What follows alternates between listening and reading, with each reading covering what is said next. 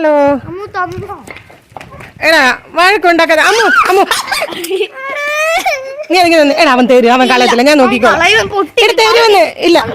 അത് പൊട്ടത്തില്ല അമ്മു നീ എന്തിനിങ്ങനെ വഴക്കുണ്ടാക്കുന്നത് തന്നെ പറവിട് ഞാൻ മേടിച്ചു തരാം വന്നുണ്ടോ കൊടുക്കലാതെ അമ്മ അത് കൊടുക്കാന് അവന്ന് കൊടുക്കാൻ നീ കൊടുക്കുന്നതിനിപ്പോ എന്താ അവിടെ നിൽക്കേ അവിടെ നിന്ന് വരുവാ ബാ അമ്മു അമ്മു വരുവന്നേ